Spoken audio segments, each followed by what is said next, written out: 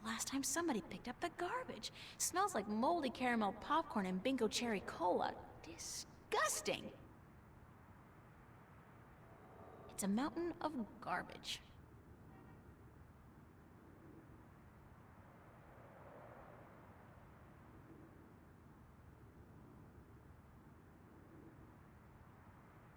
It's the theater's fire exit.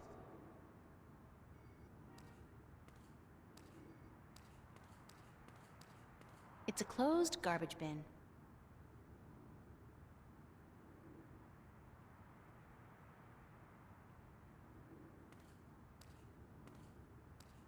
It reminds me of something, but I just can't put my finger on it. I feel an uncontrollable urge to raise my hands, though.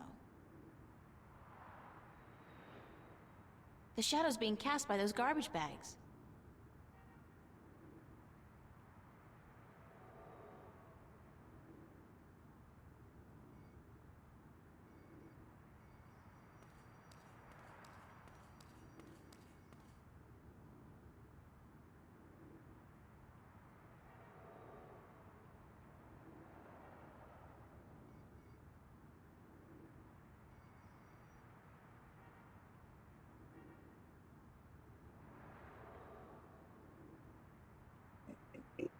Hey! You! Yeah, you! Hands up! Spread your legs!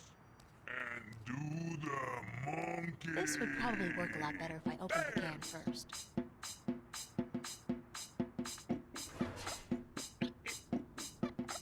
Dance! Do the monkey!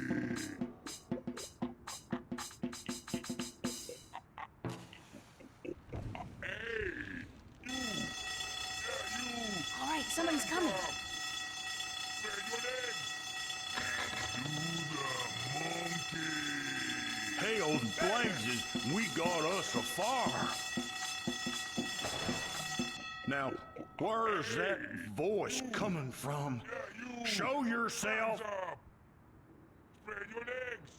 And do All right there, the mister. monkey. Just don't you fire that gun now, you hear?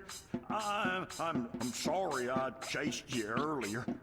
Freddy'll do the monkey for you right now, if that's what you want, He'll do the monkey until you ask him to stop, I reckon, Yeah,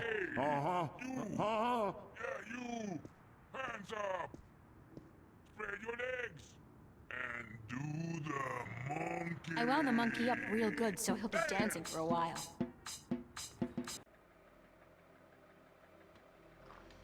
All the time I spent trying to get into the theater, he could have just quietly walked out to meet me. I feel like kicking the guy.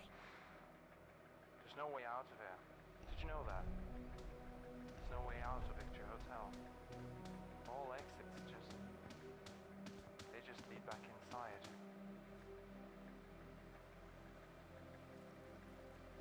You have no idea what I went through to find you. First, Do you like movies? sure, who doesn't? Wait a second, I was trying to tell you that... I don't much like modern movies myself. They're either too loud and expensive or too obscure and self-indulgent. But old movies, really old movies, have a charm and a simplicity that appeals to me. Listen, please don't interrupt me again. It's starting to piss me off. But I have never interrupted you, unless I've had something important to say, of course. But go ahead. What is it you wanted to talk about? Why did you make me search all over the city for you? Did you know? Search for me? I've been here for hours, señorita. I haven't moved. The question ought to be, what made you go out of your way to find me? Not like this. What's so appealing about old movies? Ah, now you're changing the subject. That's more my style, isn't it? I knew you would. You can be annoyingly smug at times. Did you know that?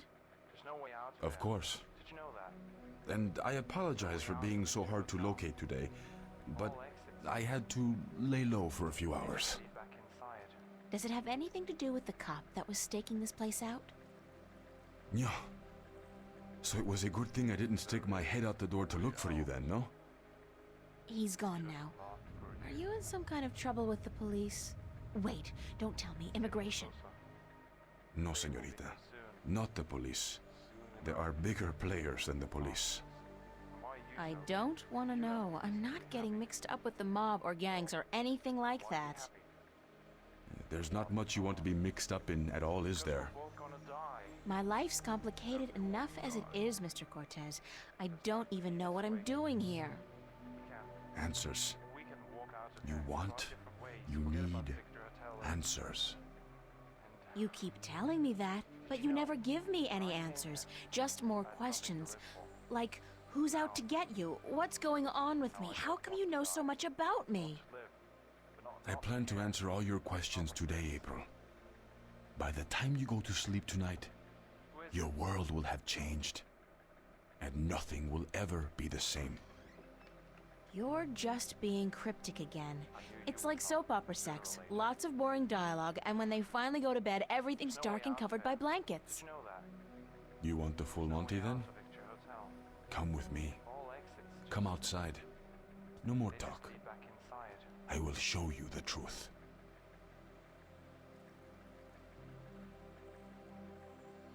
There is a way out.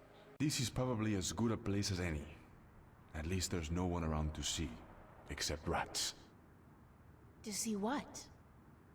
Stand back, señorita. What for? What are you doing? Why, Alice, I'm sending you through the looking glass.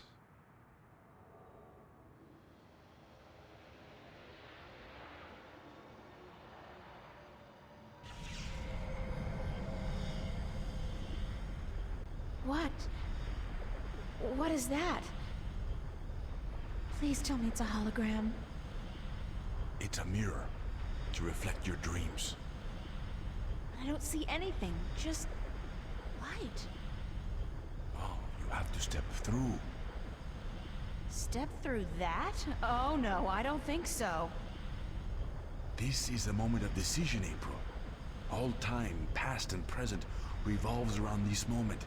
The destiny of worlds is in your hands. But you must make the choice on your own. La vida es corta. You must decide how to live it best.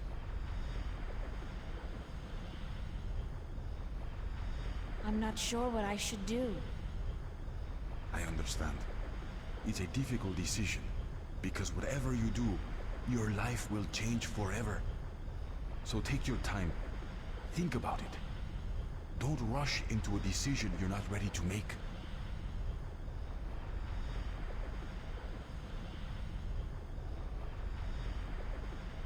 Are you ready to step through the looking glass? All right. I'll do it. Vamos. Enter the light. Don't say that. It sounds too ominous. Just tell me what's gonna happen. You're about to take the first step on the longest journey of your life. But don't worry. I'll be waiting right here. I must be insane to do this. Yes, it's pretty much a given.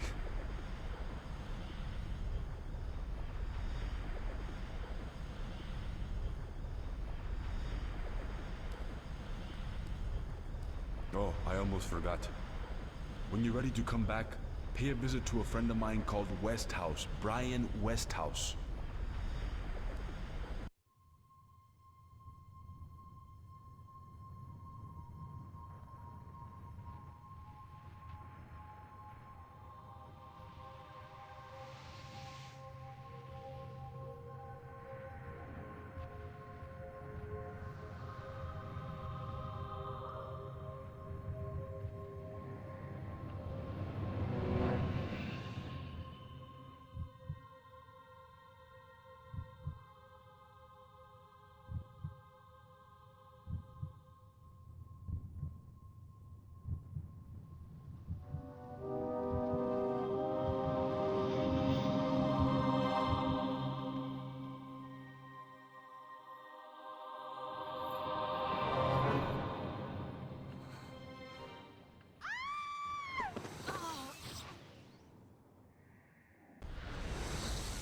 Vaya con Dios, child.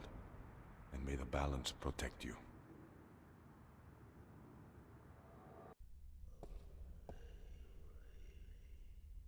Cortez?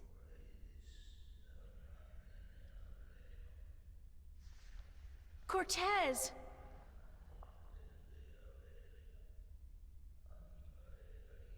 I have a bad feeling about this.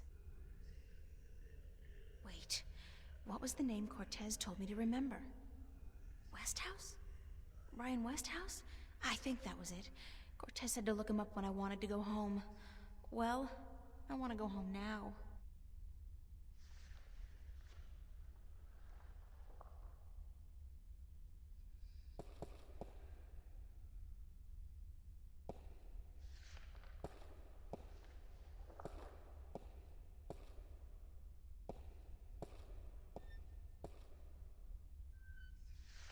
He looks like some kind of priest.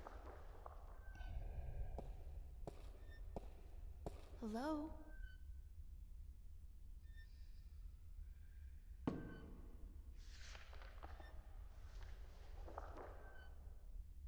Hi. Et tu? Emile, tu vas?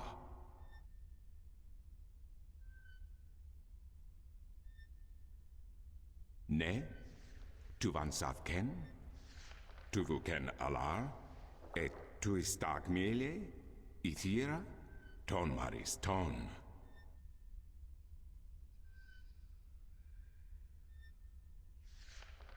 Aku kandi. Good. Niranton al voce.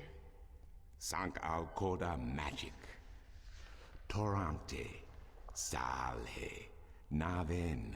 All tongue. Al orta I beginning. Parasimtin you. You have thiesa I magic I Sara. I the knowledge. Aritia ya tue by generations e umani. Knowledge of all tongue. Now you have allowed the magic to enter your heart, and the knowledge of all tongue, ever present but dormant, to guide your ears and your tongue. I understand you. You speak English? Why didn't you just tell me straight away? No, child. I do not speak English. I speak Naven, all tongue, the common language of Arcadia. Arcadia? Wait a second. How did I get here? What is this place, and who the hell are you? Oh, my manners have abandoned me yet again. I'm afraid my preoccupation with ancient texts and the company of my fellow fathers have left me unequipped with the grace of social intercourse. Meaning what? That I have been rude. My name, dear child, is Tobias Grensret, and I am the Vestrum of the Sentinel, the Order of the Balance. We are the Fathers. Okay. I'm April. April Ryan. I take it this is your first shift, your first passage through the Divide? I have no idea what you're talking about, but I guess this is my first shift. Then I will explain everything. Someone must. You are without guidance, without a mentor? Mentor? There's this guy Cortez. He assisted me, told me about magic and truth and dreams and portals. Crazy stuff. Well, it seemed crazy at the time, although now I don't. Cortez? Ah, yes, Cortez. Very good, very good. Then come, let us proceed. Let me show you Marcuria, the grandest city of all ages.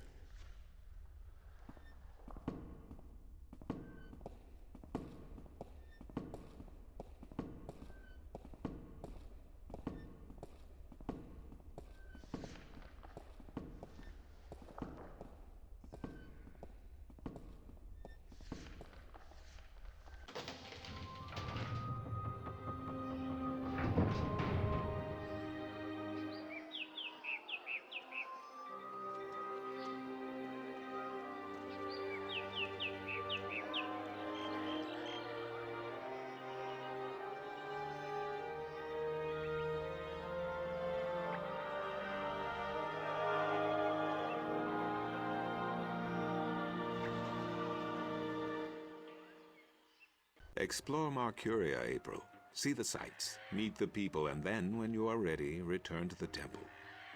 I will answer whatever questions you may have then.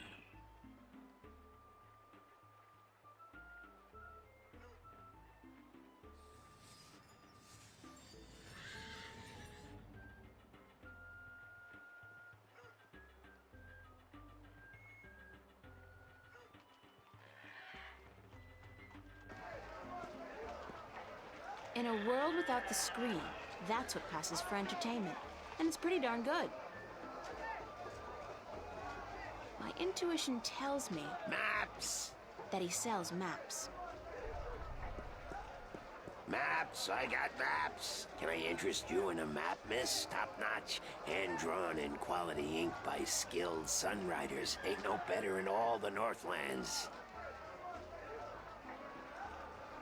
How much are your maps? That depends, miss. I got a very nice one here of the Border Mountains for only 6. Aaron's fresh from the quill of a sunwriter. Maps, get your maps here. Do you sell maps of the city? Can't help you there, miss. The Guild of Tourism has monopoly on city maps. I can tell you're not from around here, or you'd know that. Got tons of maps of all the Northlands, though, from the city of Tyron to the Bay of Fire. Maps! Where can I find the Guild of Tourism? They're closed for the holidays. Sure, that makes sense. Mind if I ask you a couple of questions? Yes, maps! Do you know Vestrum Tobias? Everyone knows Vestrum Tobias, girl. He's been an important part of this city for as long as I can remember. What can you tell me about him? The Vestrum is an honorable man, but a conservative one, and I don't know if he still has the best interests of the people at heart. Sometimes I think he worries too much about custom. The Sentinel have been our so-called protectors and keepers of the balance for so long we don't even think of it anymore. But now that the Vanguard are introducing a new way of thinking, new philosophies, I'm afraid the Sentinel will find their power diminish before too long. Their resistance to change will be their downfall. Mark my words, their downfall for certain. And Tobias, honorable man that he is, will be remembered as the captain who went down with his ship. How do you get along with your neighbors? The Cups handler? Stay away from him, miss. He takes great joy in robbing people's purses. You can't beat him, not without magic, and he doesn't allow magic at his table. How would he know if I did use magic? Oh, he's got one of those blasted talismans. They're always digging up magical artifacts in Chagagriel, and they sell them to dogs like him for a silver coin or two. Get a proper job, you son of a mole!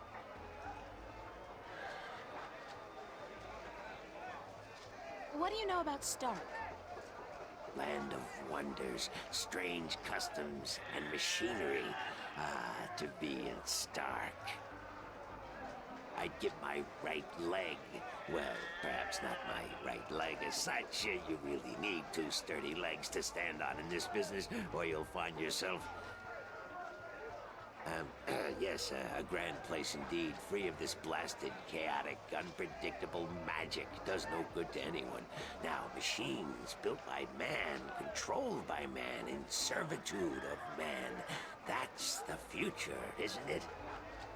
Yes, the Vanguard may be a little unorthodox in their methods and teachings, but they're right about one thing.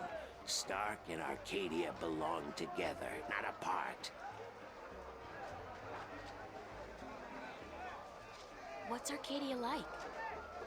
What can I say about a whole world, girl? It's a beautiful place for sure, but we're stuck in the past. We don't look ahead, not like our cousins in Stark. Magic is all well and good, but it won't bring our world into the modern age, and Arcadia is untamed. It's wild and unpredictable. Good for the map business, sure, but not so good for productivity and expansion. No, some people may consider our world a paradise. The Sentinel, for one, they'd prefer to keep it just the way it is. Me, I'd like to see some changes, and fast. Thanks for your help. Maps! Mind if I ask you a couple of questions? Yes, maps! Thanks for your help. Maps! No maps for me today, thanks. Fair enough, miss, but don't expect me to come running to your aid if you ever get lost in Riverwood. Without my maps, you'll probably end up a mole's dinner or worse. Maps?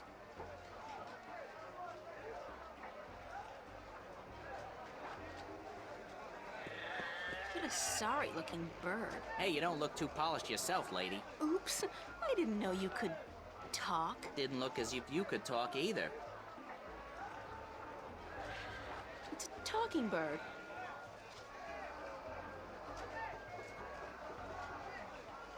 April Ryan, you have got to get past yourself. That's a particularly sleazy-looking merchant. I wonder what he's selling.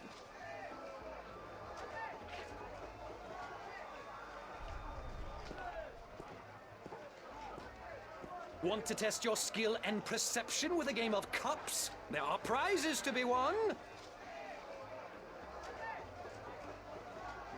Mind if I ask you a couple of questions? Time is money, so make it quick. What do you know about Vestrum Tobias? Vestron Tobias, eh? The High Priest of the Sentinel himself. Did you know they call themselves the Fathers? What a joke. When was the last time they did anything for us, the people? No. They are only interested in sticking with their outdated customs and keeping their secrets under lock. I'm getting more and more inclined to listen to these new people, the Vanguard. Their ideas appeal to me. They may be radical, but we're past due for a change. Only thing I don't wholly approve of is their alliance with the Tyrant. Filthy, dangerous people. But the Vanguard seem to have them under control, so I'm not too worried. I wish they wouldn't allow them into the city, though.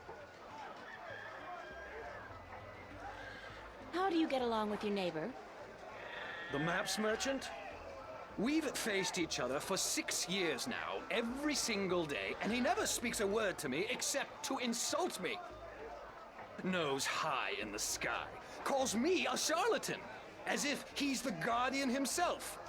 You know, good oversized bag of wind? Do you know anything about Stark? Not much. I'm not too sure if I even believe in the place. I mean, you hear the stories and you read the books. Well, I don't, but some do. A place where there's no magic, only science? Sounds like a bloody paradise, doesn't it? I mean, with my, skills, I could make a killing in a place like that. What's Arcadia like? What a queer question that is. What's the world like? It's big, for one, and too expensive. And they should ban Dalmari women from gambling because I swear, they have a second sight. Thanks. Now, how about a game of cups? What can I win? Well, there's coin, of course. Double your bet or choose from a wide variety of exotic prizes. Like this antique Dalmari canter from Gien. A superb replica of Mount Tyranny cast in pure solid iron. A magic walnut from the once glorious island kingdom of Ansiel. And this, unique bird. Get me out of here! Keep your beak shut, you scraggly piece of... And he talks! Great for feasts and for the amusement of infants. He's our top prize, a real keeper. How do I play? You put your coin down on the table. I put a cup on top of it and shuffled it around with the other 2 cups. And all you have to do is guess which one hides your coin. And remember, no magic used and none allowed. This amulet right here will light up if you use magic. Then you'll be banned. For life! Okay, let's go. Just place your bet, investment, on the table and the game will begin.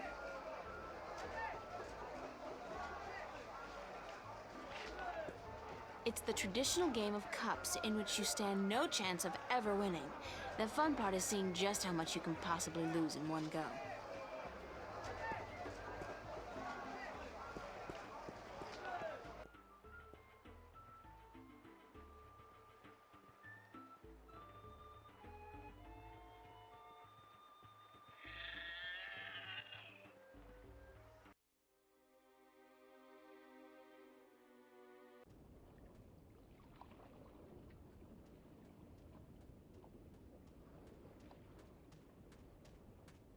This guy's selling musical instruments. Most of these I don't even recognize. But he's got a drum in there and what looks like half a guitar and a couple of dried rabbit carcasses. Ugh.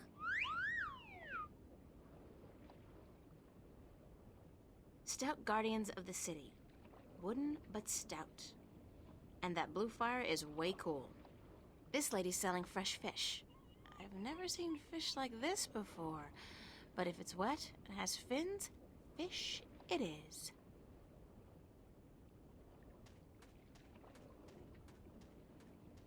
This guy's selling lobsters, crabs, eels, and...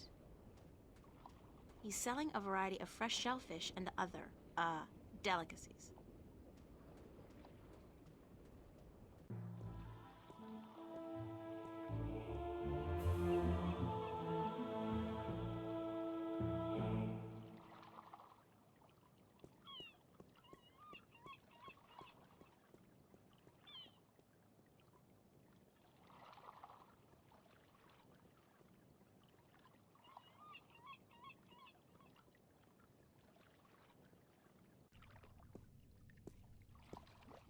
It's a quaint, old-fashioned treasure chest.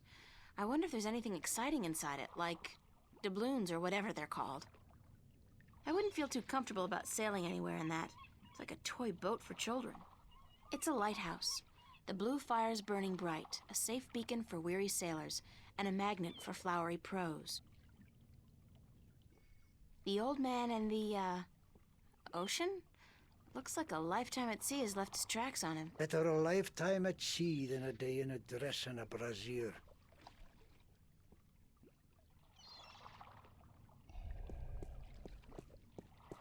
Hello, old man. I got me no treasure and I got me no map of no buried treasure. I just be an old sailor with no ship, so leave us be.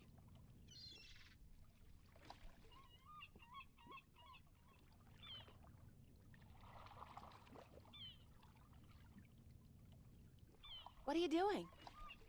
Mending nets, of course. What'd it look like I be doing? I'm not well versed in maritime customs. Mar what? Ah, yez mean sea life, do you not? Ah, the smell of the salty sea, the lapping of waves on your ship, the spray of cold water on your face, plump maidens in every part. Aye, I tell yez, I be having stories about the sea. Care to share some of your maritime stories with me? Mar what? Ah, tales of the sea, right? Sure, sweetie, I be happy to. Now, what stories be I wanted to hear, then? Any tale of your exciting adventures will do. Aye, I be having plenty of tales to tell. There be the tale of me adventures in the Baksheevan Empire, if you'd be interested. It'd be a tale of grand romance, just up your alley, be sure of it. Sure, that sounds like a fine story. Aye.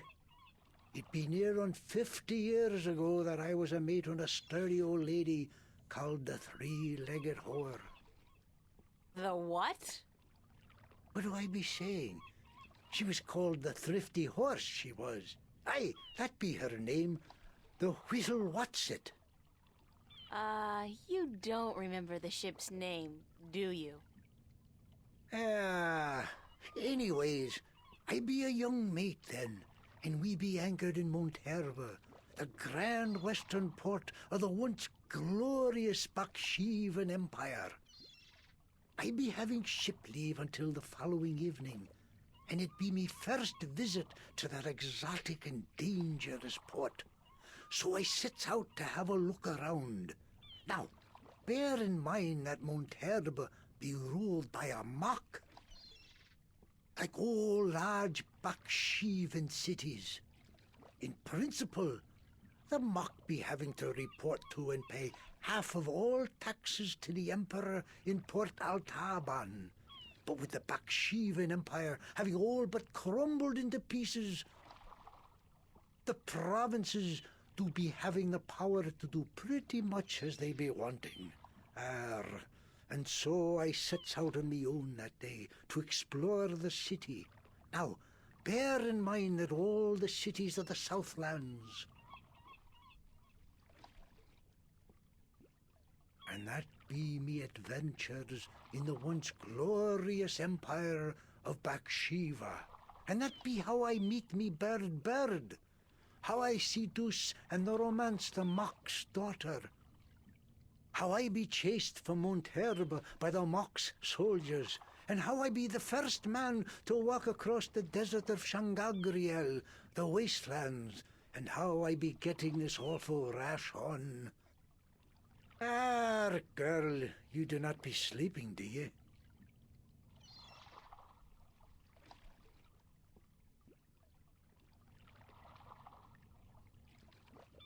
What? What? Sleeping? No. Just concentrating really hard. Good story, though. Solid material. Ever consider doing a book? Aye, but the agents in Marcuria be bloodthirsty vampires with no thought but to milk your life's blood. Oh, so they take an outrageous commission then? No, they actually be bloodthirsty vampires with a penchant for biting your neck when you ain't be looking. Huh.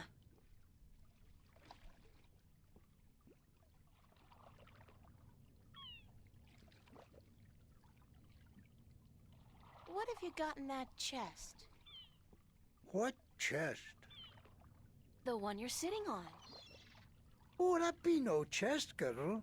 That be me stool. Aye, me stool, carved into the uncanny likeness of a chest. But what's in it? No priceless treasure, that be for sure. Nothing at all. It be empty. No, really. What's in the chest?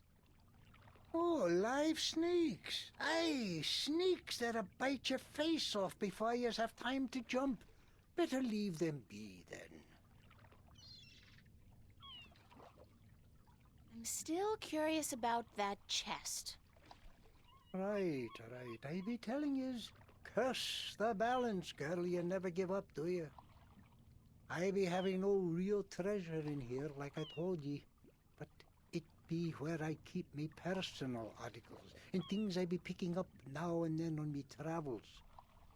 And me bed, it's where I be keeping me bed before I be losing him. I be a stupid old man. He be my best friend. I ain't nobody else around to talk to, you see, on account of him being a talking bird. What happened to your talking bird? I be cheated out of him. Aye, that cups handler on the marketplace be cheating me in a full game of cups, and I be having to give me bird up to try to win me money back. And what happened? He be taking me bird when I be choosing the wrong cup. Aye, my best friend taken from me. Cursed be the balance. I be all lonesome now. The worst part is that me bird is now a prize to be won, a prize in the cups game. Beat the handler thrice and you win a prize of your choice, me poor bird. What's your bird's name? Bird. Oh. I'd better get going. Ah, yous young'uns be always running round. Everything be so important. Yous be having no time to sit down and take a breath. So go. Be not wasting your time here with me.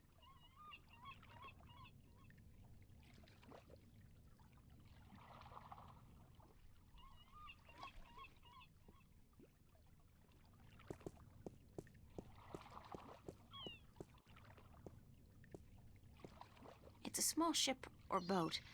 I don't know the difference. Is there a difference?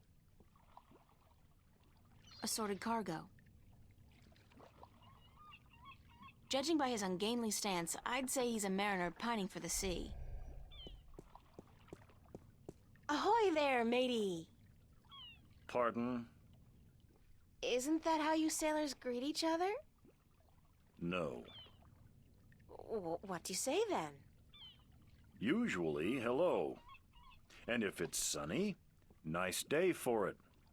We might even try a how are you today then, if we're feeling adventurous. But never, ever, ahoy. This is valuable information. Aye, matey, that it be.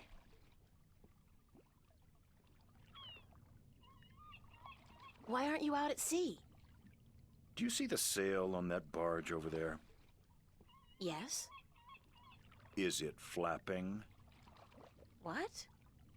Is it flapping? Is the sail flapping in the wind? No. And why is that then? Because it's not windy? Exactly.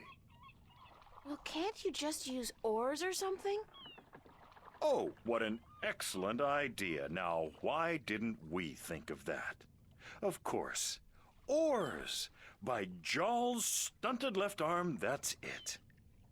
Why have we been moored to the dock for a month with our merchandise dropping in value when we could have just rowed our way to Guienne?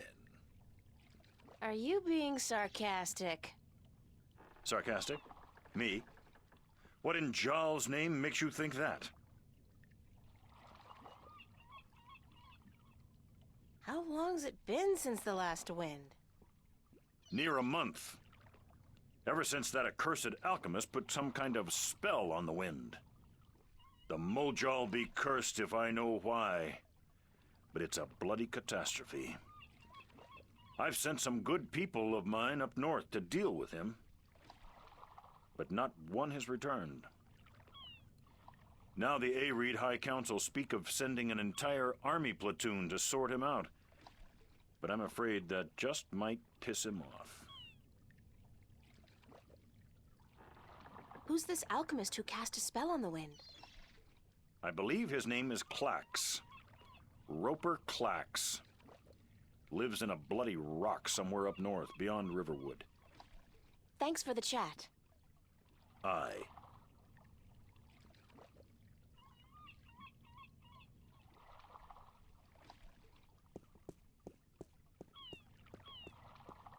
It's a lighthouse.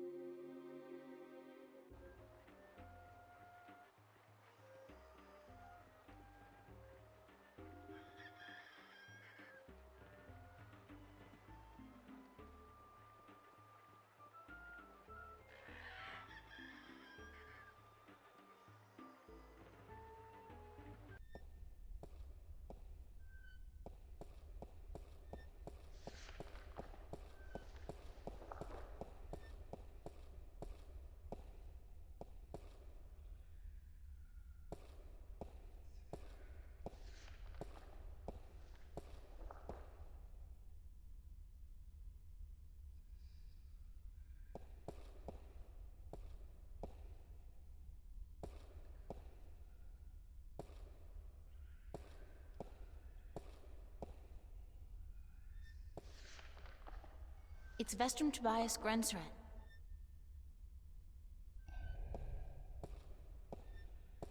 Excuse me, Vestrum Tobias? Tobias. Just call me Tobias, please.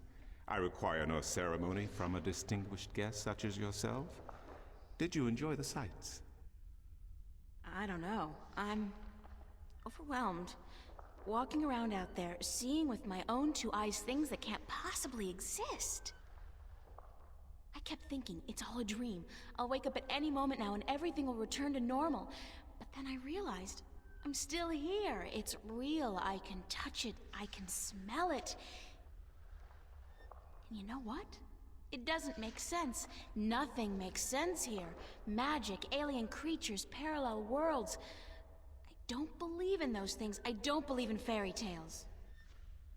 In your world, in Stark, there is no room for magic. That is, and always has been, the curse of science, the fallibility of logic and order. They leave no room for the imagination.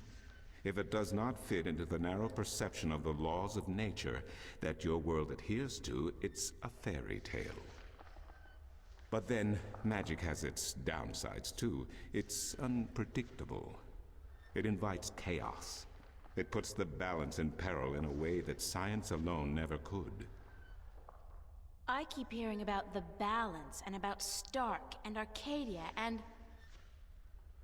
This is probably gonna sound strange to you, but I'm clueless. I have no idea what this place is, or what I'm doing here, or... All I know is that something strange is happening in my world, I guess. I had dreams, and the dreams felt so real, and then things started happening in real life too. Things that couldn't happen, and I think I will begin at the very beginning. I believe that is why you were sent here, to learn, to understand, to see for yourself. Like you said, you cannot believe in this place. Well, you will. After you have learned the truth, you will. Come with me, and I will tell you the story of Earth as your books never have. And when your eyes and ears are open to the truth, perhaps your mind will follow. We can only hope. Come.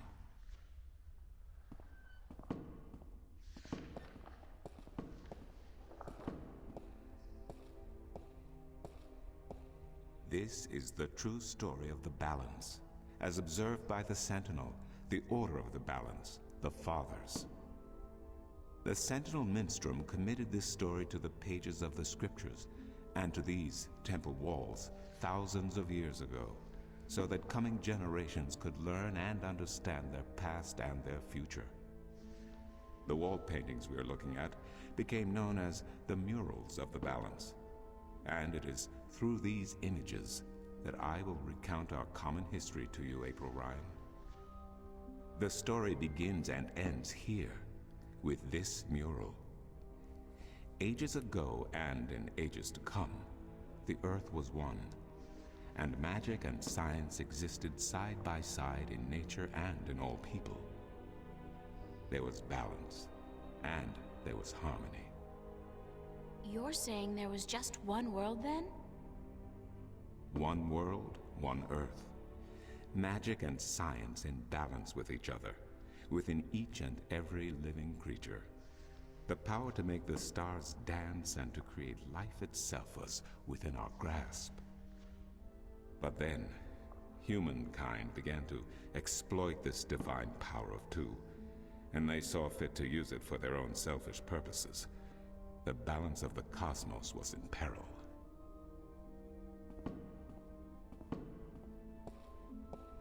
Unless something was done, unless man was humbled and learned to fear the power he wrought over cosmos, the twilight of chaos would fall upon Earth. It had happened before, in distant times and on distant worlds, and it would happen again. And every man, woman, and child of every people and every race would be devoured by the coming apocalypse. We were given a visitation then. The Drag Kin, having lived among us for untold generations, rose to offer their guidance and assistance in preserving the balance on our world.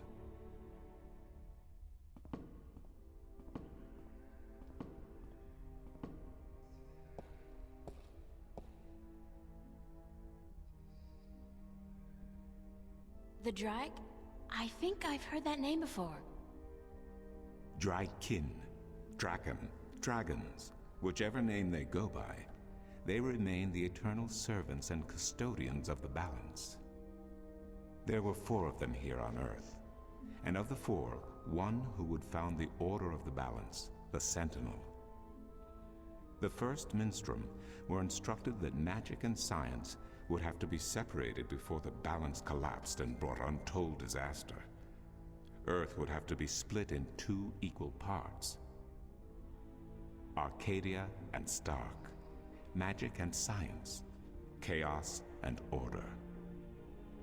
The first Sentinel were counted 13, 6 scientists, 6 magicians, and one who was between, the Dragkin, our mentor, our custodian, our learned guide.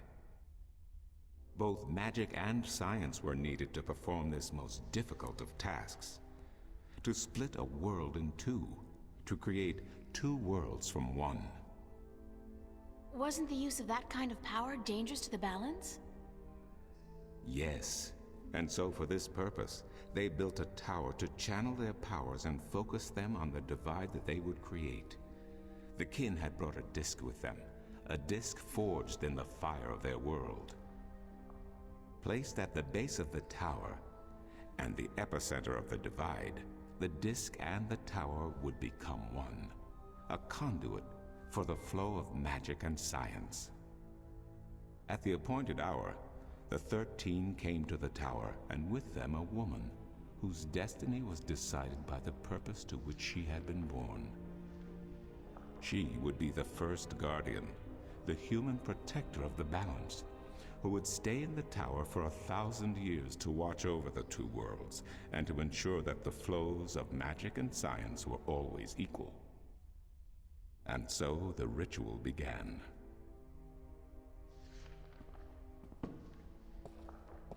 One world was to become 2, separated by the balance, and each world visible to the other only by way of dreams. Who was ushered into which world was not an arbitrary choice, nor one taken lightly. For the magical creatures, the choice was simple. They had to go to Arcadia. Their kind would not survive in Stark. But for others, families were torn apart, lovers separated, and friends lost for all eternity. Encircled by the 12 and the one who would be guardian, the disk at the base of the tower began to spin faster and faster as more and more power flowed through it, until it was a blur. Darkness enveloped the tower, but the disk glowed brighter and brighter. Reality turned, and in one moment, a new reality had been created and 2 new worlds born. In the tower there was silence. The original disk had disappeared, and in its place was a smaller counterpart, a similar yet different disk. Around and outside the tower, the world looked different. They were now between Stark and Arcadia, between reality and dream. This was the realm of the balance and of the guardian, and it would be her home for the next 1,000 years. The one who was kin picked up the disk and said, "This disk is a counterpart to the original disk, which has now become this realm, and the key to which has been split and divided in 4. The key is the disk, and the disk is this realm." This mystified the 12, and the one who was kin continued, "Know only this. The Guardian's realm cannot be broken unless the disk is broken. But nor can it be repaired without the disk being repaired. The 4 pieces, that is the key, will be given to the 6 of you who are to be taken to Arcadia for safekeeping. Yet the key will never be complete," he went on, "without the precious stones that adorn each piece.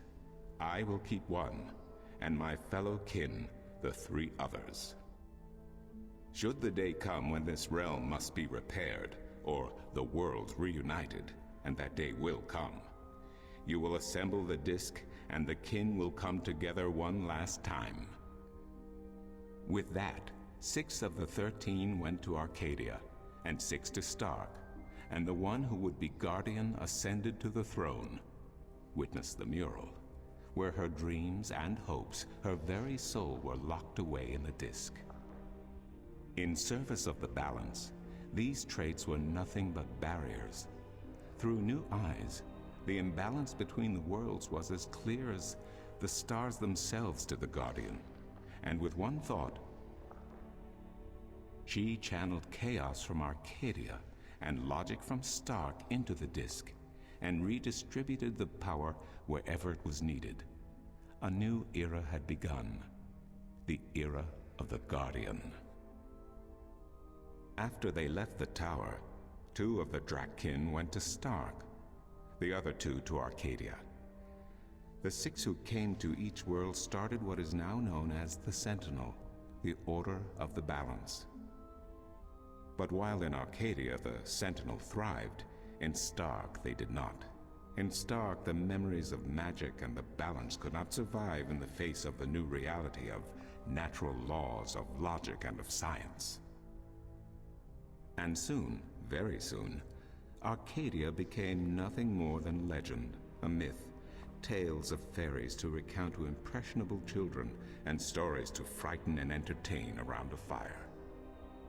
And while dreams still brought sights and sounds of Arcadia to those asleep in Stark, they were discounted as mere dreams and nothing more.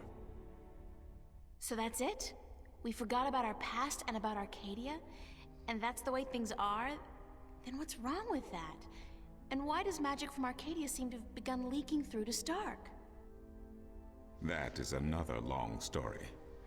But I can tell that you are tired of stories, and so I shall be brief. As I told you, while in Arcadia, the Sentinel grew in numbers and in strength. In Stark, while flourishing for a brief time, they were soon diminished and powerless. Some of the Stark Sentinel did not take kindly to this, and they berated the Arcadian Sentinel for their politics and teachings. The Stark Sentinel wanted people to work towards reunification, while their brothers did not. So the inevitable soon came to pass, and the Stark Sentinel parted ways with their Arcadian brothers and named themselves the Vanguard. And while at first their philosophy was not so different from ours, over the years it changed radically. The Vanguard wanted the divide torn down, the worlds reunited, and the return to what they called the Glorious Ages, when humankind could control the forces of cosmos. But first they needed their own servant in charge of the balance, their own guardian. Now, every 1,000 years, a new guardian took the place of the old one, because no one can be separated from their souls for any longer than 1,000 years. Every 1,000 years, a new guardian was born. The balance provided the seed from which a new fruit grew. But now, it has been 200 years since the previous guardian, the 12th guardian, was to be replaced. Every new child born to the balance has been taken away by the Vanguard to be studied in an attempt to control them. In every instance so far, they have failed. But the 12th guardian could wait no longer. Only a short time ago, the disk in the tower shattered, and the guardian left his throne. The balance is now untended, and we have yet to find a new guardian. Unless we do so, the Vanguard may get their chance. And they may be able to place their own puppet on the throne, to rule the balance according to their principles. And this we cannot allow. It will mean the end of Stark and Arcadia, and the dawn of an era of chaos. Now do you see? I understand the history. I can even accept it. But I don't understand why I'm here and what Cortez wants with me.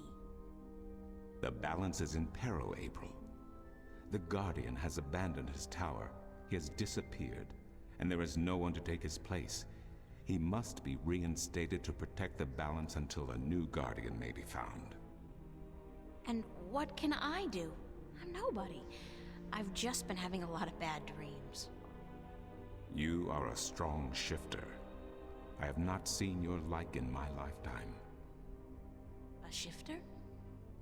Someone capable of opening doors between worlds. A shift.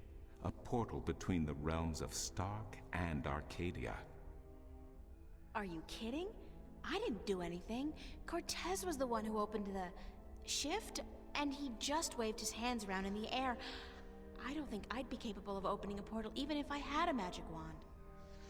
Only a shifter's own power can allow her to travel. No one else can do this for her. Cortez only channeled your power to aid you. He would not be able to step through this shift himself. Even if that's true, I don't have any control over my talent. Not yet. But in time you will. How else do you intend to travel back to your world?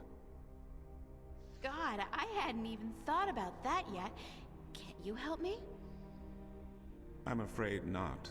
Even if I could shift, I would not be able to channel through you like Cortez did. So, I'm on my own?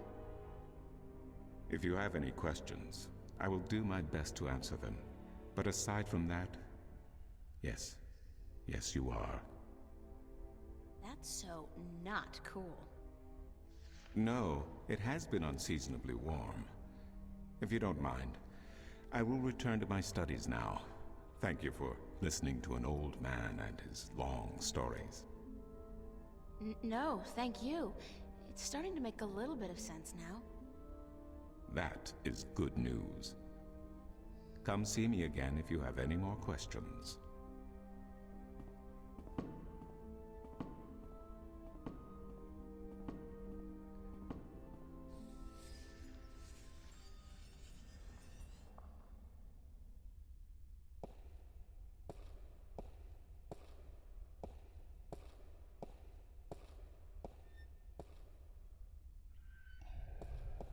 Excuse me.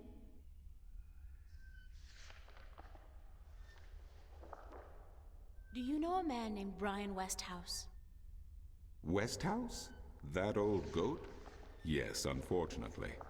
What would you with him? I need to find him.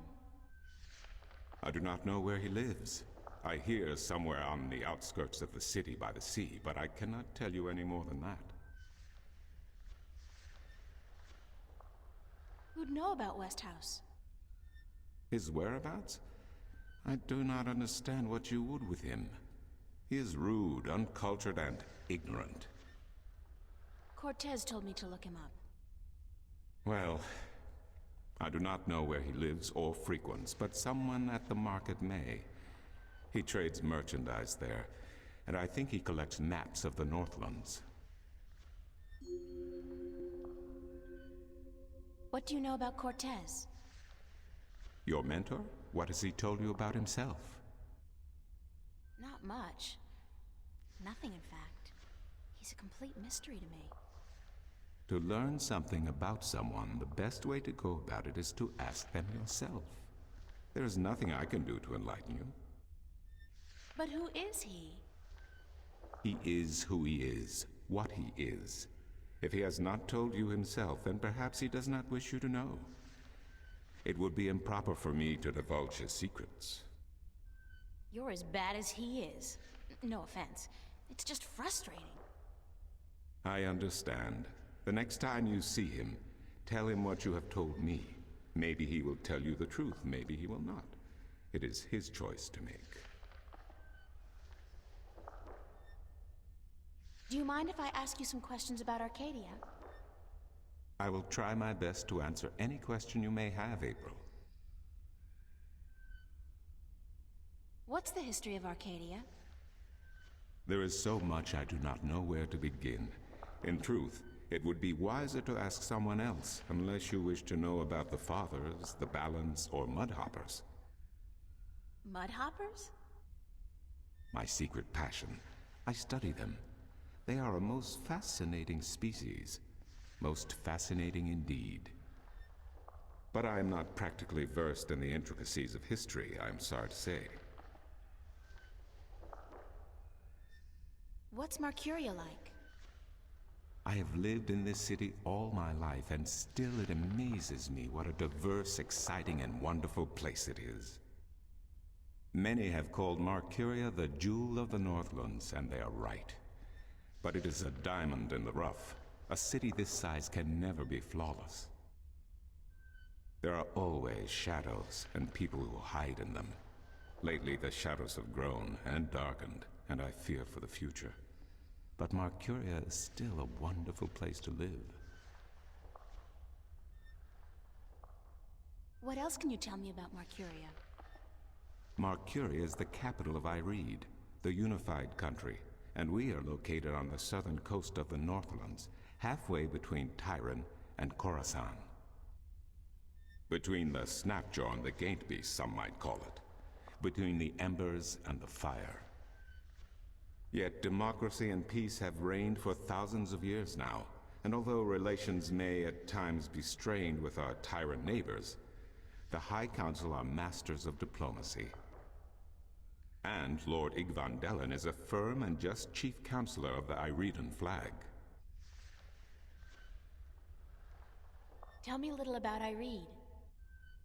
Ireed means both unification and assembly in High Tongue, and many still call Ireed the unified country, even though it is an age and a half since the lands of the north joined together in alliance.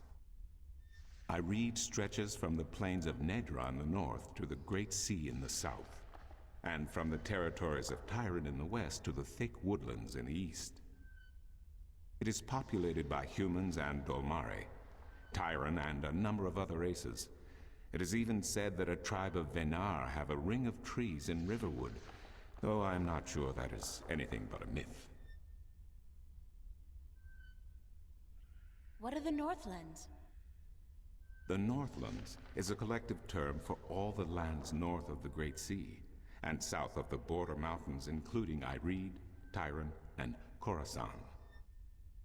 Before, however, the word Northlands was used to describe this entire continent, including the territories north of the mountains and the icy wastes beyond that. Some still prefer the latter interpretation of the name, and to the people of the Southlands, anyone hailing from north of the Great Sea is a Northlander regardless. Thanks for the information. I'm glad I could assist you.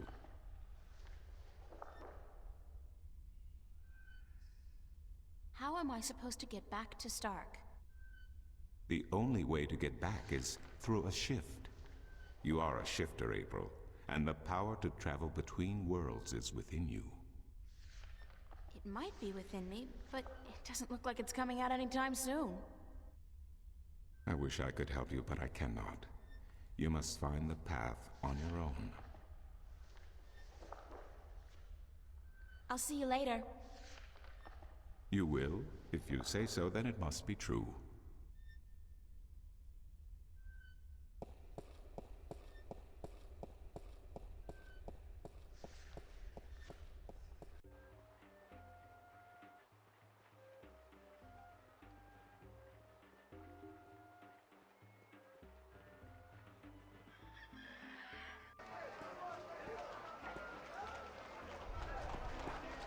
Maps!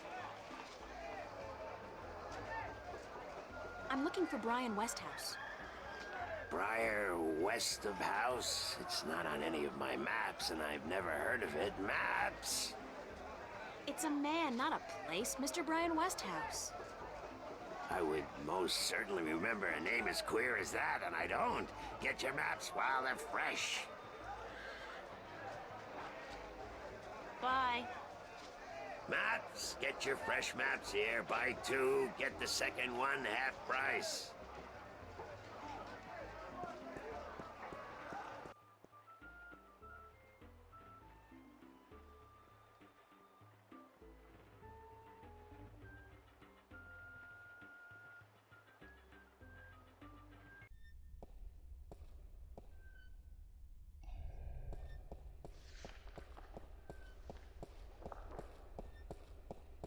Excuse me.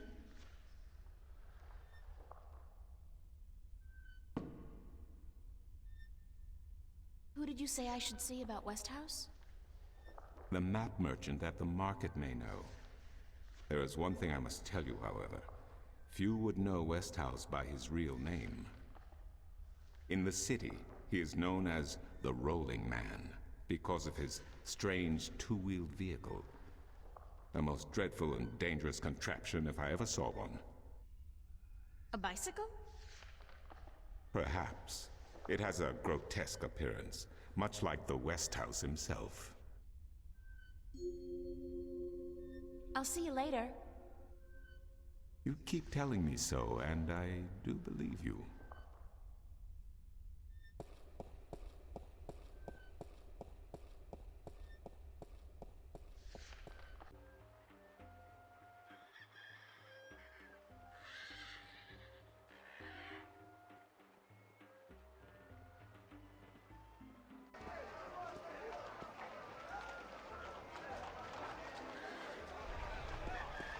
Maps!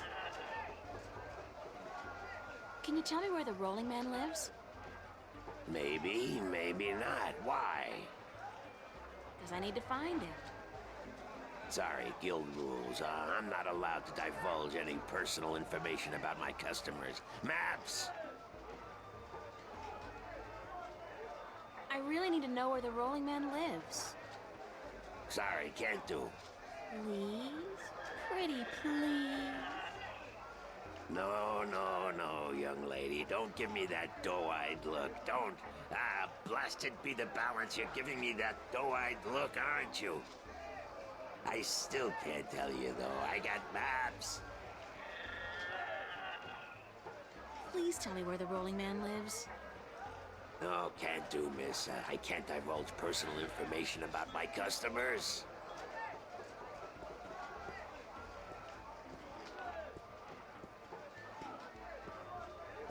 You're late again, and you know what else? You're fired! Give me back the delivery list and get your sorry blue skin elsewhere! Hired hell. Bah! Never hire a Dolmari to do a human job. What are you gonna do now, without a delivery boy? Hire a new one, of course. Blasted be the balance. That means I'll have to pay the damn fee to the Guild of Merchants. Damnation! Maybe I could help you out. You? How? I'm quick, honest, and reliable, and I've got a lot of experience in the service industry. Perhaps a female errand boy. It could work. If the Guild of Merchants don't find out. I won't tell them if you don't. Mind, the pay is not much, only a single errand per delivery, plus whatever tip the customer may see fit to give you. I'll take the job, if you want me. Agreed. Maybe you'll even bring in some new business. Here's the delivery list for today and your first map. It's for the captain of the White Dragon. Nebeve, I think his name is. You'll find him in the harbor.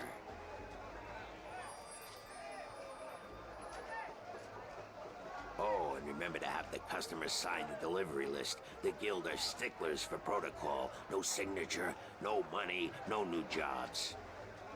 Bye now. Maps! Fresh, detailed, life-saving maps!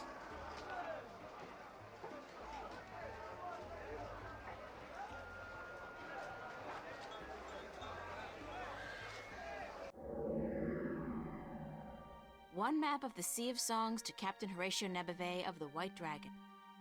Interesting spelling.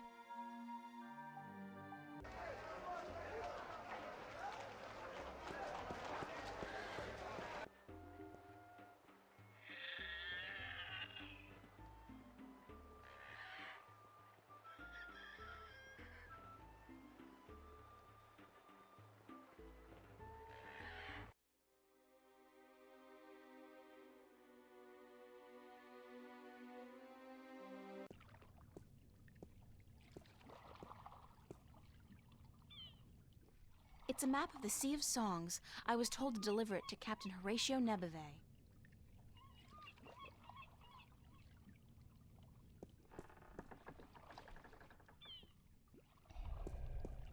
Nice day for it. Not really, no.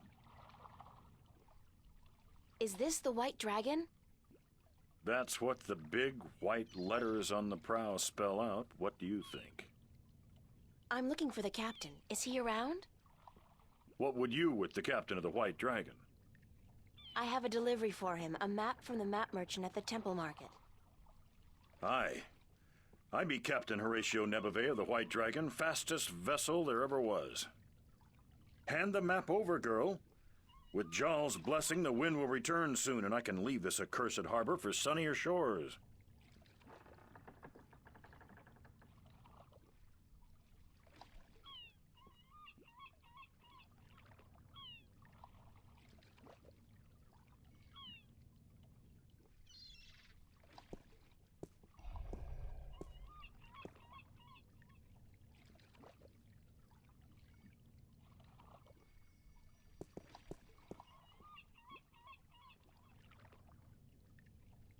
Thank you.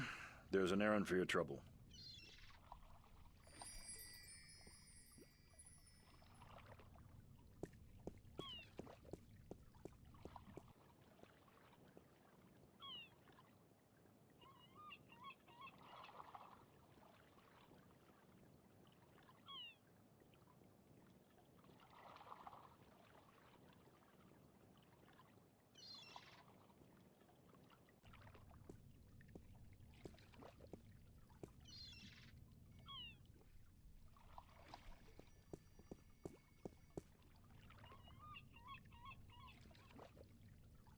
Sign this, please. What is it? I need your signature to confirm that you've received the map. Map? What map? The one I just gave you. Oh, that one. Sorry, I never put my signature on a piece of paper. Sign it, or I'll kill you. With what? A cross look? Hurtful words? Lots of yelling and shouting? I'll have my friends in the Marcurian Mafia pay you a visit. The Marcurian what? Please just sign the damn thing, would you? Sorry. It brings bad luck to give a piece of yourself in that manner. A signature has untold powers. It's part of your soul. I can't sign away my soul. Who told you that signing a slip of paper is bad for your soul? I'm from Gien, and we're a spiritual people. Our souls are in balance with our bodies, and the great Mojal has taught us not to endanger this balance. Signing my name, giving a piece of myself in that manner, breeds corruption and imbalance within. And it pisses the Mojal off no end. And that's why you choose to make my life difficult? Hey, blame organized religion.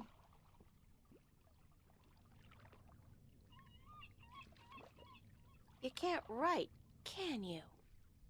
Pardon? That's what this is all about. You can't write. So what? So what if I can't write? So what if I was born at sea and never spent more than a month ashore ever since? I still won't sign your accursed paper, by Jal. Look, all you have to do is sign an X next to your name on the list. You can't trick the great Mojal. The Mojal's untrickable. That's not trickery. It's legally binding. I said no. Is there anything I can do to get you to sign? No. Well, yes. But no. Look, Captain, I'm desperate here. I really, really need some kind of signature. Well, there's always music.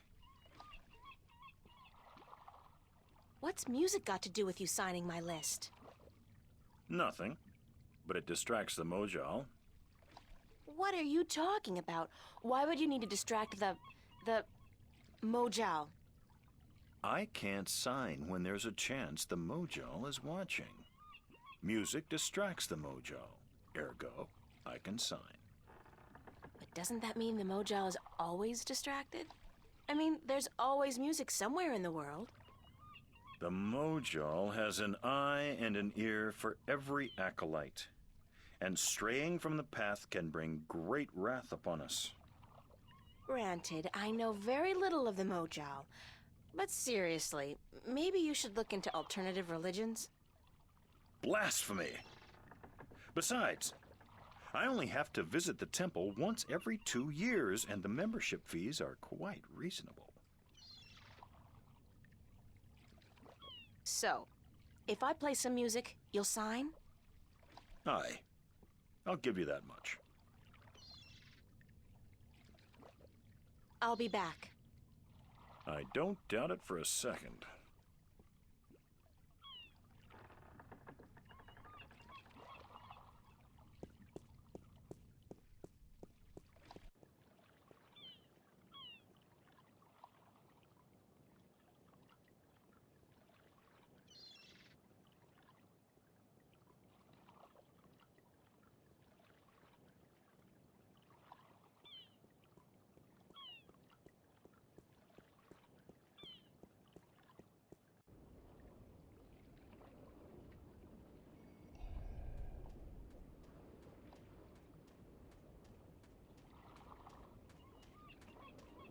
What's your, most affordable instrument? That's cute. The flute, right? And how much for the flute? I'm guessing that's 1 Aaron?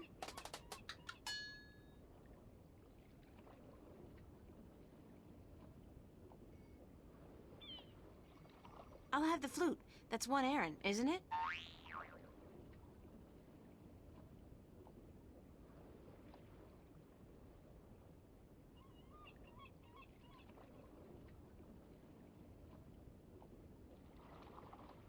As luck would have it, I actually know how to play a flute.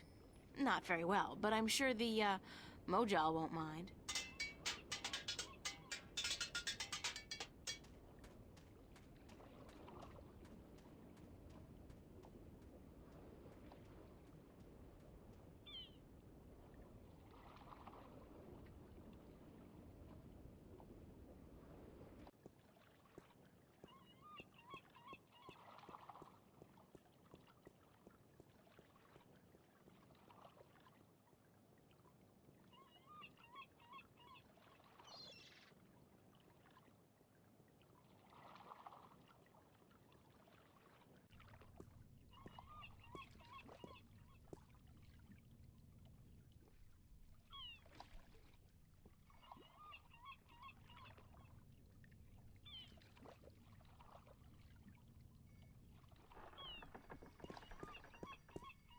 I'm ready to play some music if you're ready to sign. Aye, go on, but don't stop until I'm done signing, or the Mojal will surely wreak vengeance on us both.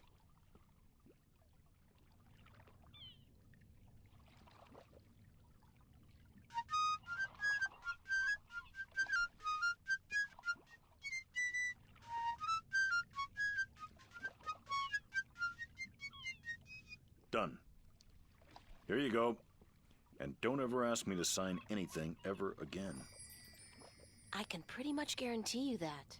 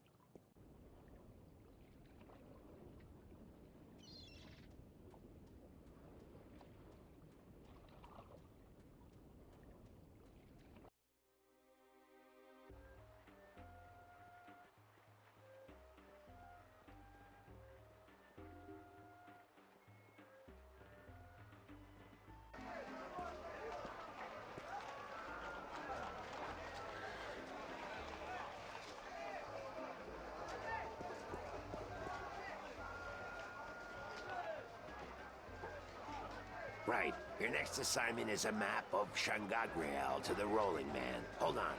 Did you not ask me about him earlier today? No, that wasn't me. somebody else. I could have sworn. Well, no matter. Do you know how to get to the Rolling Man's house? I forget. Let me explain then. Now, pay attention because this is complicated. He has chosen to live in the most inaccessible place in the city, but I guess he has his reasons. First, you head west off the marketplace on Oak until you get to a tiny little apothecary, Mrs. Cassop's Herbs and Oils, where you turn north on South Street. Confusing that, for about 4 minutes of brisk walking. That's when you see a large grove of trees. It's a memorial to those who died in the last war with the Tyrant back the balance knows when. Can't see why they choose to remind us of that, where you'll turn left. That's west? No, left. That'll take you back south, but onto North Street instead. And that keeps you out of the Dalmari neighborhood. Down that way, nasty, nasty neighborhoods. Keep walking south for about, or was that north? Wait, north on South Street, south on North Street, or the other way around. Anyway, find the Rose Bridge off Iread Avenue and cross it. There's a river? No, just a bridge. The river disappeared 500 years ago. No one knows what happened to it. After you've crossed the bridge, you'll be on the western slopes of Marcuria. And that's where West House... I mean, the Rolling Man lives. No, far from it, but you need to pass through that part of Marcuria to get to the Rolling Man. Keep south and watch out for the livestock. They're likely to attack in that part of town. Eventually you'll get to a large circular square. That's where they used to hold executions back when the city was civilized. You call murder civilized? Better than locking people up for years, as any level-headed person would tell you. Our freedom cannot be curtailed. Real men choose the honor of death to the shame of incarceration. Yeah, sure you do. Circle around the square and head down Tandak for half a mile. Or should that be Parrot Lane? Yes, Parrot Lane. Head west on Parrot Lane for half a mile. Then turn right at the Maiden's Honor Tavern. North again? No, west. Parrot Lane has a few twists and turns. Anyway, you should now be able to see the Ivory Tower. Is it a big tower? No, only about 5 feet tall, but it's ivory, straight from the coast of the Southlands, bravely cut from the drooling jaws of the gruesome Kandar. Big creature, 4 legs, large ears, long snout, sort of grayish in color? Yes, the horror of the Southlands. Many a brave hunter has fallen victim to its ravaging hunger. Good grief. Okay, then what? Pass by the tower to the edge of the cliff and look down. The Rolling Man has built his home on the cliffside. It's a wonder he's not been washed away by the storms. I hope I got all that. Basically, go west until I hit the edge, right? Yes, that would be correct.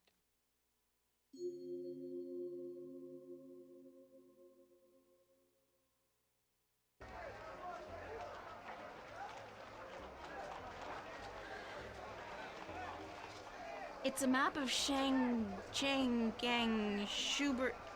It's a map of the wastelands, and I'm supposed to deliver this to Brian Westhouse, the Rolling Man.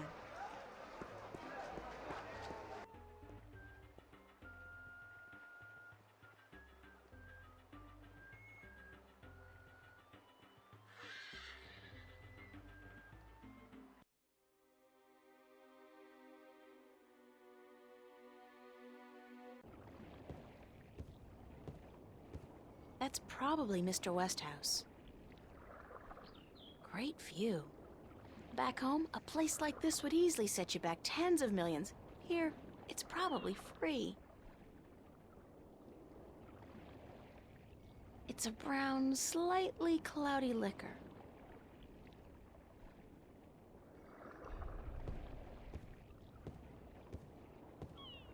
Hello, Mr. Westhouse? Damn, Mason, what is it now? Oh, well, guess you're not calling on behalf of that Son of a bitch Sanya for you. Sorry, I don't know who. No, that's very unlikely. From what I hear, he doesn't much enjoy the company of women. Well, who in damnation are you? April Ryan, sir. Ryan? Doesn't sound very Northlandian. Are you by any chance from the coast of... Yeah, hold on. Ryan? April Ryan? I'll be damned. You're from Stark. Apparently. Until today, I thought I was just from Earth. I had no idea there were two of them. Takes you by surprise, doesn't it? Well, goddamn. Sit down, Miss Ryan. Let me get you a drink.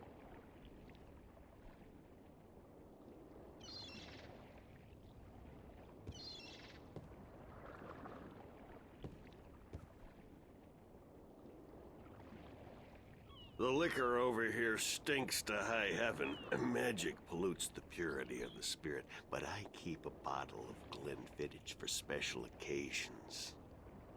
Thanks for the offer, sir, but I didn't come here to have a drink. Really? I see.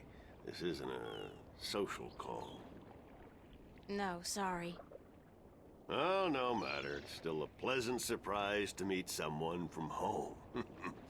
Now, what may I do for you?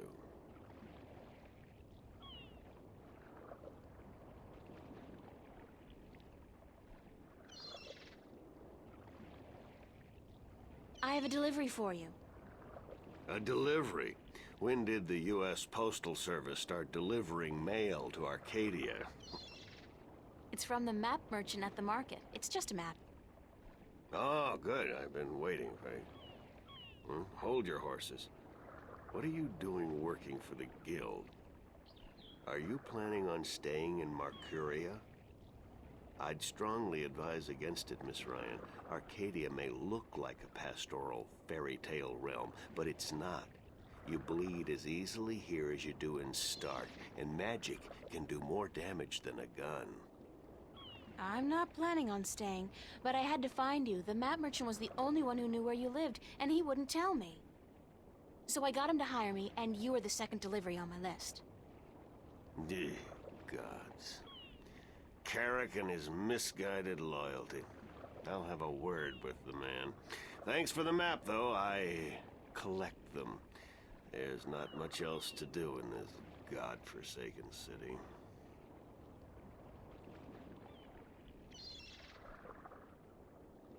Cortez told me to look you up. He did he? I see. Who's Cortez? You don't know him? I think not. I'd certainly remember. Did you say Cortez? You wouldn't be talking about old Manny Chavez, would you? Well, he ought to be dead by now, but then, by all rights, so should I. I don't know his first name, but he calls himself Cortez. Tall fellow, mysterious and elusive, rarely answers a question with a simple yes or no. Smokes like a chimney? Aside from that bit about smoking like a chimney, it sounds exactly like Cortez. Manny. I'll be damned. That old crook is still around. Well, how the devil is he? He's good. Where do you know him from? Oh, my old life back in Stark. We had some exciting adventures, him and I. Actually, he's part of the reason I ended up here. I last saw him in the winter of 1934.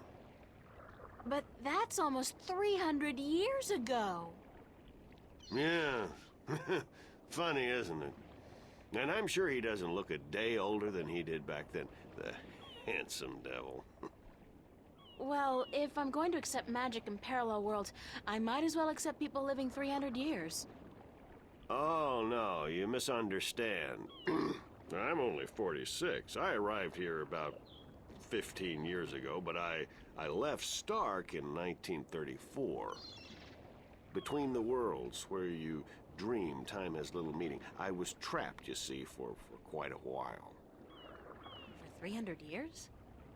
Time went by pretty fast. It didn't seem so bad at the time, but now that you mention it, 300 years, quite disconcerting, really. Quite disconcerting.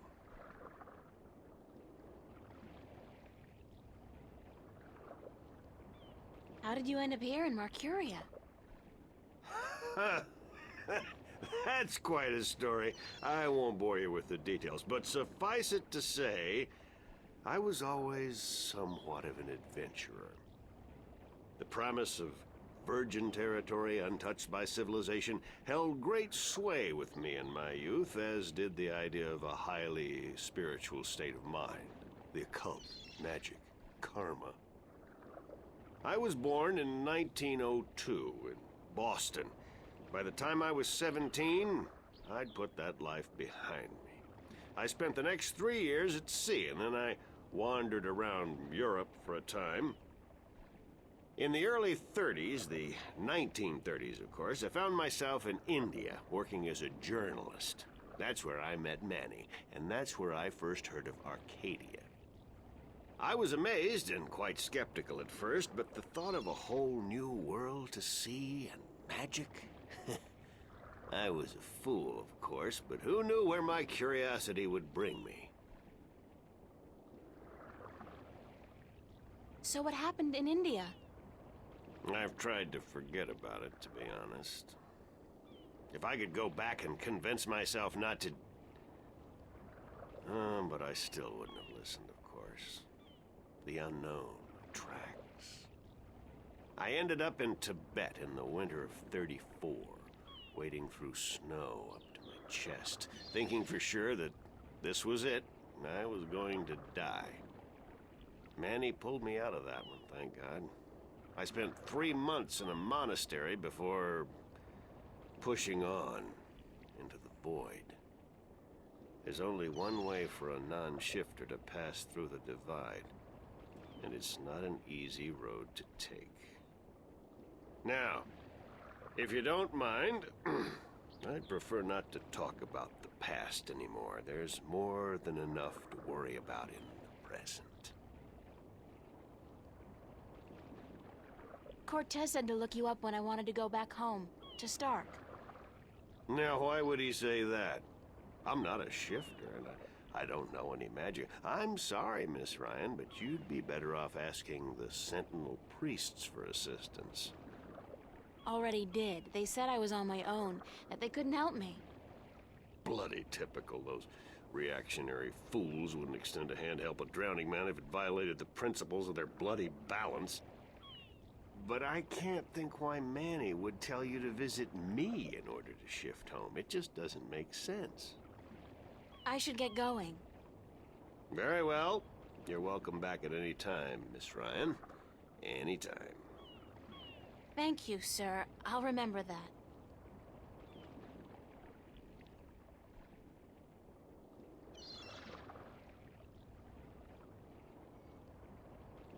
Sign this, please. It's just to confirm that I made the delivery.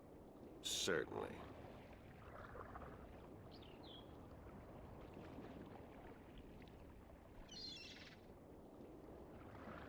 Hello, Mr. Westhouse? Back again so soon, Miss Ryan?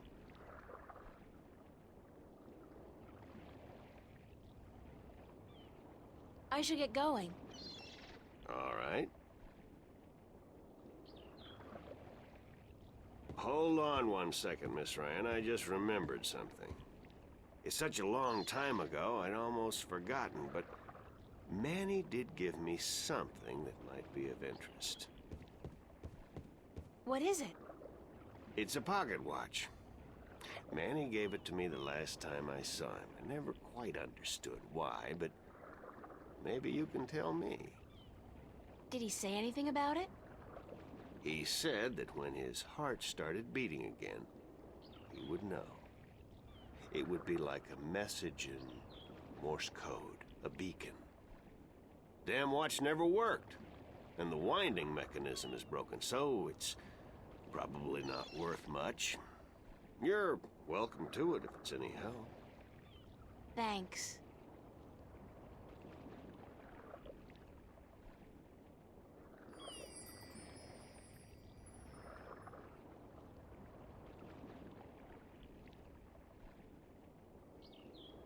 If I insert this pin carefully into the hole. Like so, and then slowly wind it. It worked! It's ticking!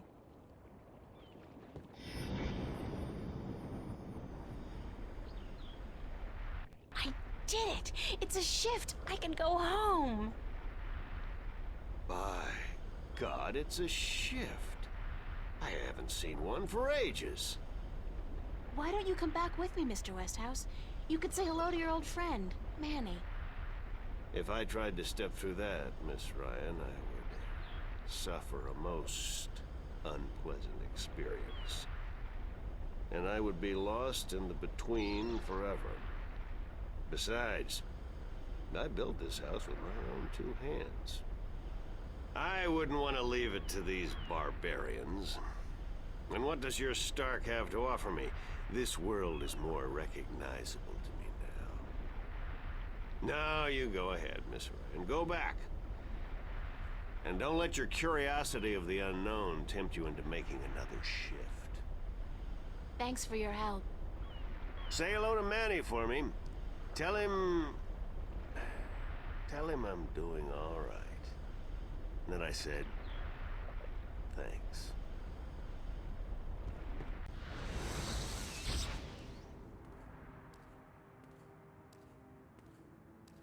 Cortez. Oh, God, it's real. It's all true. I saw it. I saw the other world. Arcadia. Either I'm going crazy, or you were right about everything.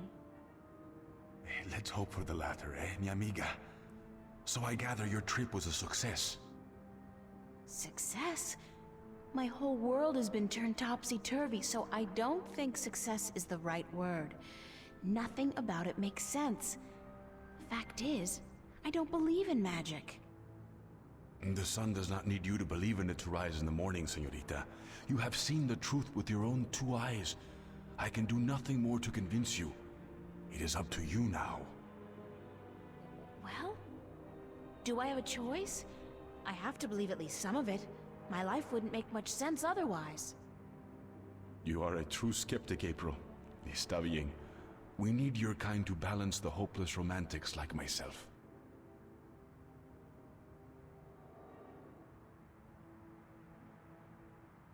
What happens now?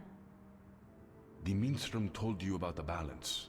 About Stark and Arcadia. A man named Tobias.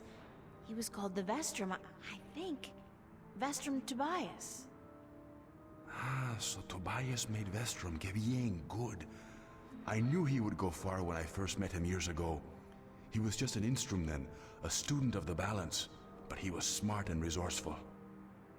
So you know what is going on with the balance. Tobias told me that the Guardian was missing and that the balance was failing. He said this would bring chaos into both worlds. As we are already seeing, your dreams, your nightmares, they are part of these. You sense chaos more keenly than most, but even they are beginning to notice that things are not as they should be. Like last night. Who are you really, Cortez? Excuse me? People knew you over there in Arcadia. Tobias. He didn't know you by your real name, but he did know you. And Mr. Westhouse, he knew you too, as Chavez, but several hundred years ago. So my secrets are being revealed, are they? I wouldn't say that, because you're still a mystery to me. More so. Good. You see, señorita, mystery is important. To know everything, to know the whole truth is dull. There is no magic in that. Magic is not knowing. Magic is wondering about what and how and where. I'd settle for the truth, just to be able to know you. Because, honestly, I don't mean this in a bad way. You scare me, Cortez. I'm afraid of you. And you are not the only one, mi amiga. I'm sorry, but whatever it is about me that mystifies you, it will have to stay a secret. There are There are things even you should not know. Gee, thanks. That really helped. Perdóname. Perhaps later, when we are certain of what the future holds, okay? I think I can promise you that, Señorita Ryan. Later. But for now, we must speak of more important matters. What about last night? What you saw, you were not alone this time. There were others. And they saw the same thing. Not nightmares anymore. Real. The first sign of the damage chaos can do. The divide is being breached. It is not yet time for the worlds to be united. A breach could prove catastrophical. You helped me back, didn't you? To shift? See? The power is yours, yes? But for now, you need me to focus your powers to call forth your dreams. Dreams? Yes. To travel from one world to the next, you must pass through the world of dreams. It is the only way. You are capable of opening a shift on your own, but you might not be able to. What do you mean? The power, the magic is within you. And when you sleep, sometimes you open the portal without even being aware of it. But when you're awake, it's more difficult. With practice, you will do it. I don't think I want to do it. You must. The worlds depend on it. So what do I do? We must work together, April. I can't do it alone, and neither can you. But what exactly is it that we have to do? 4 things. We must find the Lost Guardian, we must locate the gateway to his realm, and the disc that is the key to his tower, and we must do what we can to curtail and defeat the Vanguard. How are we going to find the Guardian? The moment he surrendered his throne and left his realm, he stepped back into our world. This world, Stark. This is where he was born, and so this is where he must return to. But he could be anywhere, right? This city has power, April. Not magic, but the opposite of magic. And it draws people to it like flies to an open fire. All the pieces of the puzzle come together here. You, me, the Vanguard, the Guardian. I can guarantee you that he's here. But where exactly, I do not know. I think maybe the Vanguard do. I think they may have him. If they have him, how are we going to get him back? And why do they need him? Why do we need him? He left his realm, but he's the last Guardian. And only he can open the doorway back to his realm to let his successor through. The Vanguard knows this. But what they don't know, yet, is how to get there. Who'd know about the gateway to the Guardian's realm? That I do not know. That knowledge wouldn't be here in Stark. You must go to Arcadia, study the books, talk with the Minstrom and others who might know, but not yet. First, we must finish our mission here. Where's the key to the Guardian's realm? In Arcadia. The key contains 2 parts. One is the disc itself, the other is the 4 jewels, the eyes of the dragons. That gives the disc the properties of the balance and makes it complete. Where is the disc? The disc was left in the care of the Sentinel 10,000 years ago. In the beginning, it was kept in the open, displayed for all to see. But not anymore. Not since thieves tried to make away with it. They will know where it is. Ask Tobias, Vestrum Tobias. Where are the 4 jewels? Ah, the eyes of the dragons. They are kept by the 4 dragons themselves. 2 in Arcadia and 2 in Stark. The white dragon has 1, as does the old one. These you must find yourself. I'll help you with the others. How do we defeat the Vanguard? The Vanguard are strong here and growing stronger. Even in Arcadia, they are gaining a foothold. And with the Tyrant on a leash, the future looks quite bleak. How do you know so much about what's going on in Arcadia? Voices whisper in my ear, señorita. Voices that I trust. You're saying the Vanguard are strong here. How come I haven't heard about them? They don't go by that name here. Did you ever hear of the Church of Voltec? Sure, they're... Oh, that's the Vanguard? See? Then they're big, very big. But why do they... Why assume a different name here? In Arcadia, they flaunt their philosophy. They preach the destruction of the balance under the pretense of returning humankind to the glories of the past. Here, they cannot do that. So they have integrated themselves slowly but surely into society under the subterfuge of the New Age religion. And they've built a financial empire to match governments. They have that much money? The Vanguard own multinational companies. They own planets, April. They own armies. All they need is the balance, and they will own everything. The twin worlds will be at their mercy. So, we basically don't stand a chance, do we? Against an enemy like that. If we hold at bay the forces of chaos, and if we ensure the natural continuation of the Guardian's role within the balance, then they will have lost. How are we supposed to fight this chaos you keep talking about? You're the key, April. You have the power to shift, yes? But there's more to you than that. You are a child of the balance. And you... No, that will have to wait. By just being alive, you counter chaos. Without you, last night might have turned out much worse. That tiny breach might have been permanent. I didn't do anything.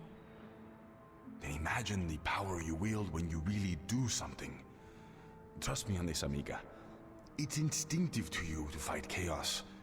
You see it so clearly, and you will know what to do.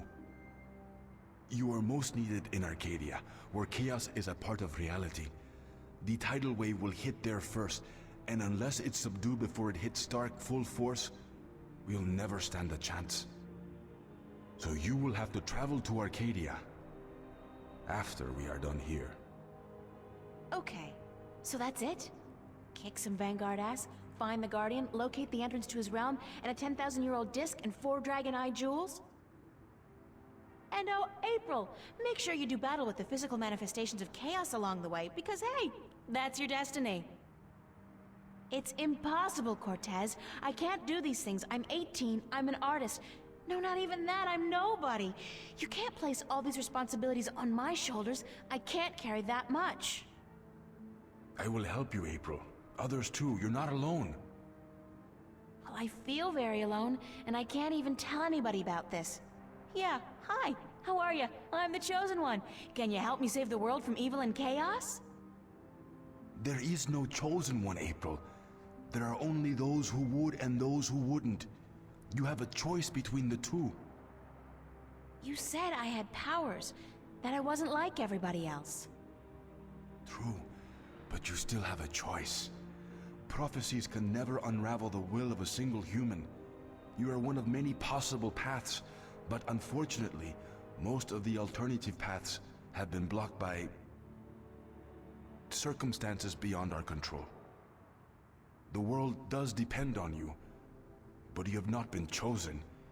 You choose for yourself what you are and what you will be.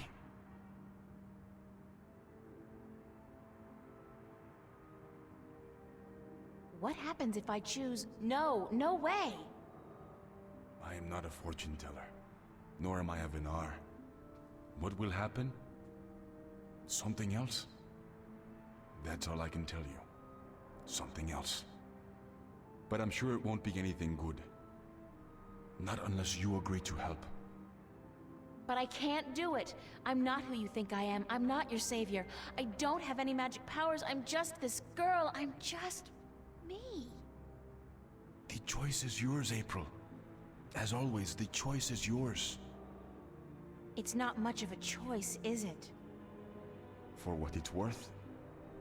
Perhaps not. Still, you need to come to the decision on your own. Then the choice will have to be, yes, let's save the world. Where do we start? Here, in Newport. We must find out about the Vanguard. Their headquarters are in this city, but where? Do they have the Guardian under lock and key? What are their weaknesses? Once we've done that, you must travel to Arcadia. I cannot go there, and besides, I have things to take care of here. Right. Except, where the hell do I go to find out about the Vanguard? The library? The net? Valuable information is hard to find. Remember the painting I showed you yesterday? Sure. The artist, a boy named Warren. I told you about him, yes? Warren is involved in a lot of activities that aren't exactly legal. He has connections. He can point us in the right direction. All right, okay. Where do I find him? My friend, Father Raul at the Hope Street Cathedral, he's had some contact with the boy lately. Ask him. Wait, did you say Hope Street? Yes? As in the most dangerous neighborhood in Newport? Is it? I don't usually follow the civic affairs of the city. I remember Hope Street when they first built it, a clean neighborhood. That must have been a very long time ago. Still, I'm sure you'll be safe. You're a girl, no? A self-respecting gentleman would never harm a girl. It's the self-respecting gentleman part I'm concerned about. Still, I can handle myself. Father Raul, was it? At the Hope Street Cathedral? Yes. He will lead you in the right direction. Help you find Warren Hughes. When you're done tomorrow, we will meet up at the cathedral late in the afternoon. I need to speak with Raul as well. Okay, good. It's a plan then? Enjoy yourself tonight, April. Who knows what the future may hold? Good night.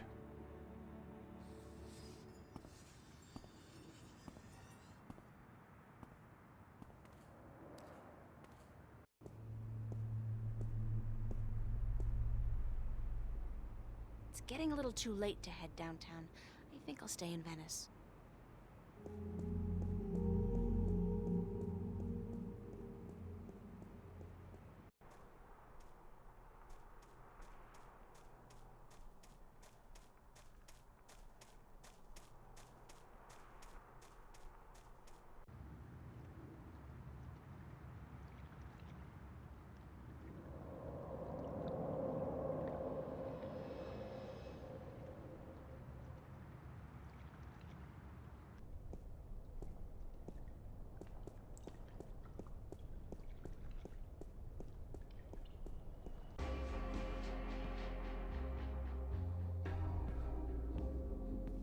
Pulling long hours today, Charlie? Unfortunately, yeah. Are you staying for the show tonight? What show? You don't know who's playing? I've had a few other things on my mind these past few days, Charlie. Sorry. Anybody good? Anybody good? Are you kidding? Roy and Dale's playing. It's the first gig on their new tour. Sort of returning to their roots before they do the big venues. Tonight? Great, that's perfect. Especially tonight. I need some serious unwinding. Yeah? What's up?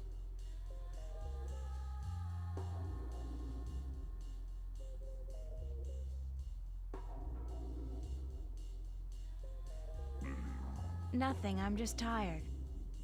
You don't look too hot either. I mean, you always look hot, but you look a little beat, a little tired. Do you mean that? About me always looking hot? Yeah, you know, I think you're the most beautiful girl in the world. I've told you before. I just have a hard time accepting it is all. Thanks, Charlie, you're so sweet.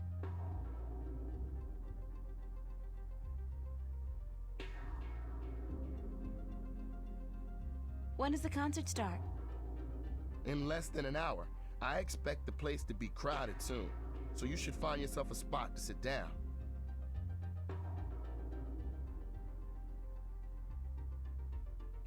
Is Emma around? Haven't seen her. She knows about the show, so she'll be here. Thanks, Charlie. No problem. Later.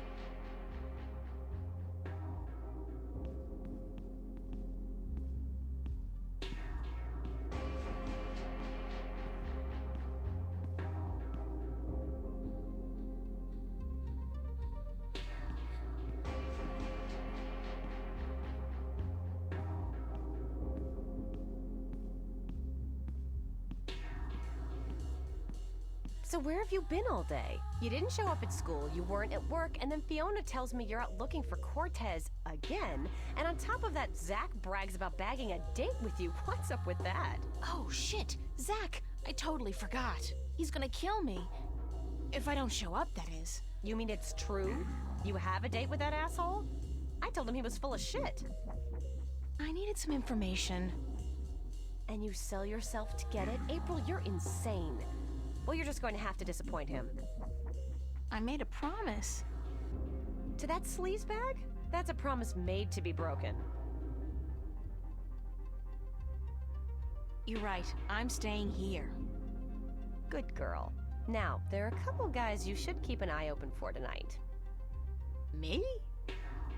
I have a boyfriend. You need a boyfriend. You need a boyfriend because I have one and I need somebody to compare boyfriends with. It's not your choice to make, girl. It's just the natural order of things. I thought we were here to listen to the band. Sure, from the back, so we can scope out guys' asses. I don't know which place is weirder, Mercuria or the Fringe Cafe on any given night. Mark what? Never mind. So, okay, which guys are we looking for? Right. Now, you may want to take notes.